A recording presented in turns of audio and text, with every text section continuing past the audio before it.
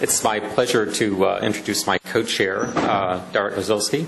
Again, Derek spent 3 years from 96 to 99 and as a research fellow at the Joslin Diabetes Center in Boston, and then returned to Poland. And from 2006, he's head of the Department of Internal Medicine and Nephropathy in the Medical University in Łódź. He's a specialist in internal medicine and nephrology, learning and actually benefiting quite a bit from working with Andrzej Królewski and colleagues in Boston. And he's also a vice dean for education in Łódź. So it's remarkable that someone with so much administrative responsibilities has time for research. I'm happy to introduce Darek and hear what he has to say today. Yes, thank you very much. Thank you for inviting me here to give a lecture. And I will be talking about genetics of diabetic retinopathy and nephropathy. So the problem of genetics, all those two complications, came somewhere 20, 30 years ago, when the clinicians noticed that some people with diabetes, they develop complications very quickly, and we meet patients with diabetes where the glycemic control is very poor and they do not develop any microvascular complication.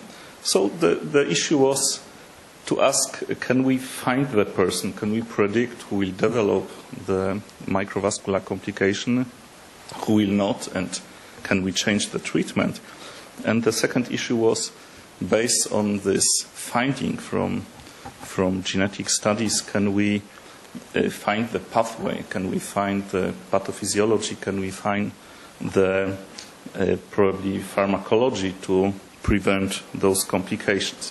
First, I will talk about diabetic retinopathy. So it was a study, the best one was published by DCCT, where they found a familial tendency for severe diabetic retinopathy, both in type 1 and type 2 diabetes.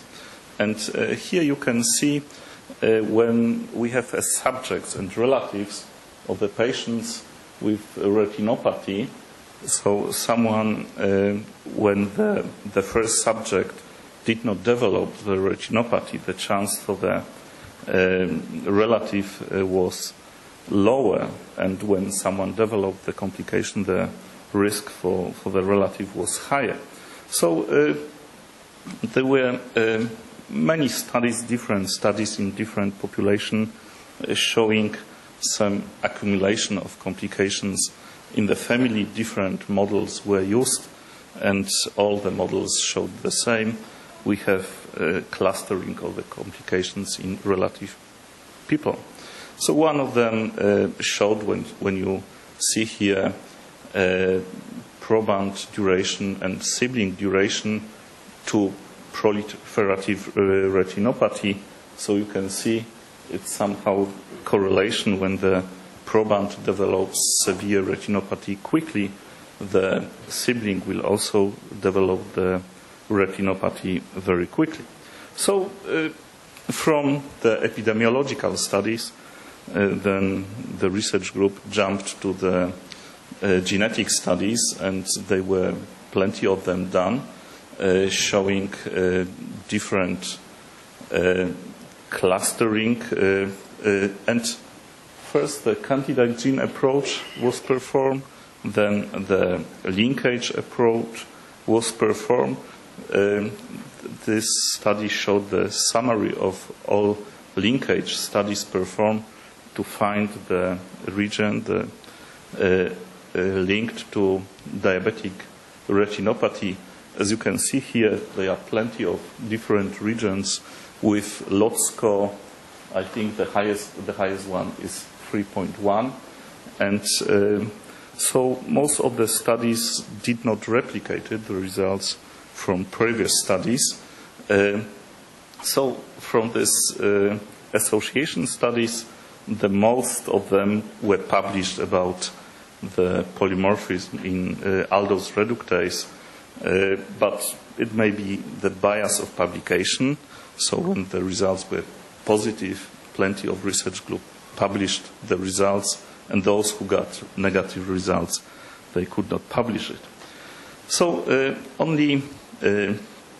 we do not have genome-wide association study in diabetic retinopathy.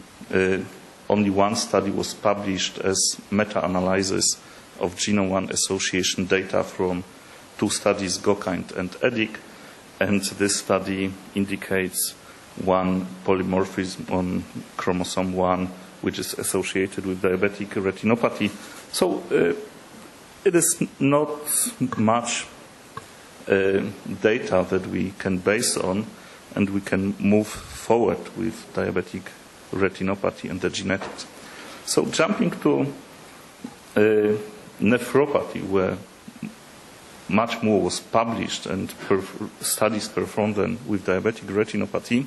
So almost more than 20 years ago, the study was published, epidemiological studies, showing that only 1/3 of patients with type 1 diabetes here will develop proteinuria at the stage of diabetic nephropathy, and 2/3 of the patients will never meet such as complication.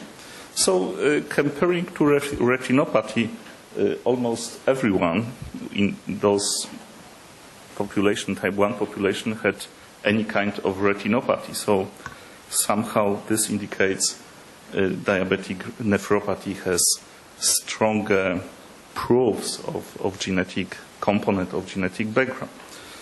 Many models were used to prove it in epidemiological studies.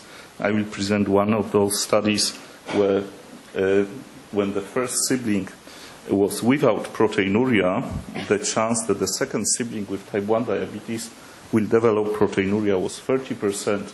When the first sibling developed proteinuria, the chance for the second one was almost 70%. So this difference was somehow an indirect proof of genetic heritability of diabetic nephropathy.